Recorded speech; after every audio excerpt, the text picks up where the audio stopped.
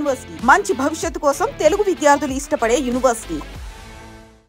నిజంగా అంటే ఎలా ఉంటుంది సార్? అంటే ఆయనతో పరిచయం ఎలా అయింది? ఆ బాండింగ్ ఎలా ఉంటుంది? నాకు అంటే నా క్యారెక్టర్ చేయడానికి నలుగురు ఉన్నారు. అందులో చిరంజీవి సార్ వచ్చిందని నన్ను సెలెక్ట్ చేశారు. రసూల్ క్యారెక్టర్కి అబ్బాయి బాగుంటాడు అది ఇదని.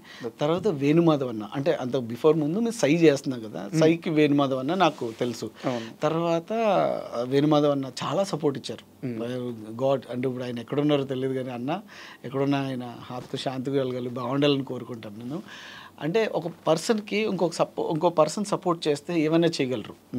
సో అలాగే చాలా టెన్షన్ ఉండేది. చిరంజీవి సార్ ఆయన్ని చూస్తూ పెరిగి, ఆయన చూస్తూ ఇంట్లో మంచాలు ఎరగొట్టి డాన్సులు వేసి ఇన్ని చేసిన పర్సన్ నిజంగా ఆయన ముందు ఫేస్ చేసి యాక్ట్ చేయాలంటే నాకు చాలా చాలా ఆ రోజు నైట్ మొత్తం నిద్రపోలేదు నేను. సుబ్బారావు గారు కో డైరెక్టర్ గారు నైట్ మార్నింగ్ 7:30కి నేను అన్నపూర్ణ 7 acresకి రావాలమ్మా, షూట్ ఉంటుంది రేపు అది అని చెప్పగానే నాకు అసలు అంటే ఆయన చూడగానే ఫేస్ చేయగలను, నేను ఏం మాట్లాడాలి ఫస్ట్, ఆయన ఎలా ఫీల్ అవ్వాలి. నేను నైట్ అసలు నిద్రలేదు సీరియస్లీ.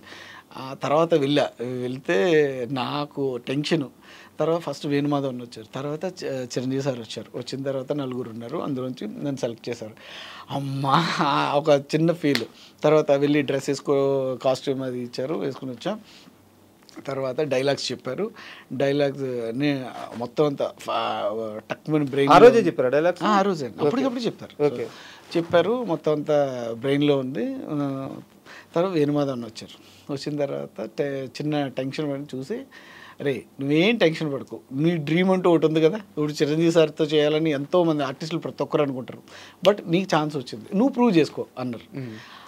డన్. ఇంక నాకు నిజం చెప్తున్నానండి, నాకు చిరంజీవి సార్ కనపడలేదు. అంటే నేను ఇప్పుడు ప్రూవ్ చేసుకోవాలి, ఇప్పుడు నేను ప్రూవ్ చేసుకుని ఆయన నన్ను మెచ్చుకోవాలి, ఏదో ఒకటి చేయాలి అని చెప్పి ఆ ఫీల్తో నిజం. ఒక మానిటర్ ఒక టేక్ అసలు 3 days వేసిన షెడ్యూల్ 2 daysలో ఫినిష్ అయిపోయింది. ఓకే. చిరంజీవి సార్ కూడా చాలా సపోర్ట్ చేశారు. శ్రీనివాస్ అని కాళ్ళకి సీజీ చేస్తారు కదా, ఆయన్ని తీసుకొచ్చి ఇంట్రడ్యూస్ చేసి, అంటే అంత పెద్ద చిరంజీవి సారు ఒక సీజీ పర్సన్ని తీసుకొచ్చి నాకు పరిచయం చేయాల్సిన అవసరం లేదు, కాలుకి కాటన్ అది కట్టి ఇది చేయాల్సిన అవసరం లేదు. అంటే ఒక ఆర్టిస్ట్ మీద ఆయన చూపించే ప్రేమ ఎలా ఉంటుందంటే, ఇప్పటికి మొన్న వెళ్ళి నేను అప్పుడు కలిసినా సరే లేచి నుంచుని మాట్లాడతారు, సార్ ప్లీజ్ సార్ కూర్చోండి సార్, మీరేంటి సార్ లేచి. మనకి ఎలా ఉంటుందంటే గుండెలు కొట్టుకుంటూ ఉంటాయి ఓ పక్కన.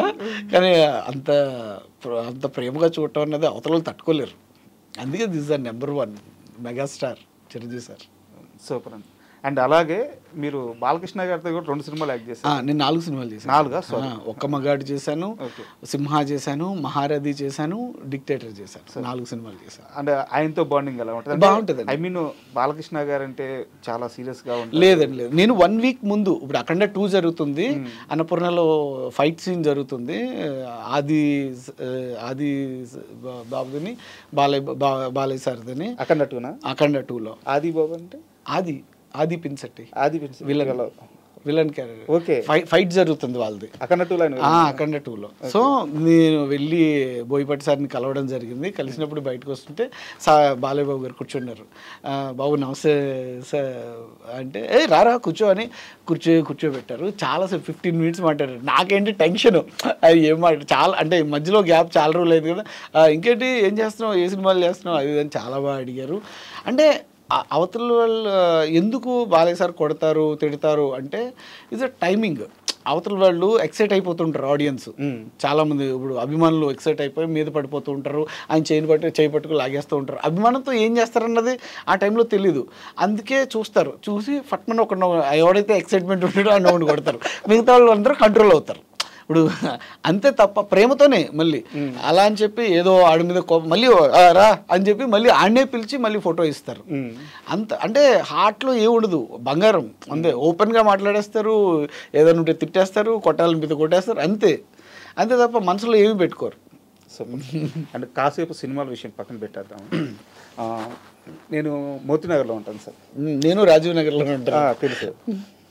ఎప్పుడు అక్కడ మన ఆంజనేయ స్వామి టెంపుల్ ఉంది, అక్కడ ఎప్పుడు వెళ్ళినా కానీ మీరైతే కనిపిస్తూ ఉంటారు టెంపుల్లో. బాగా భక్తి ఎక్కువ? అవునండి, ఈజ్ అ గాడ్. నేను శివుడిని బాగా నమ్ముతాను. ఎందుకంటే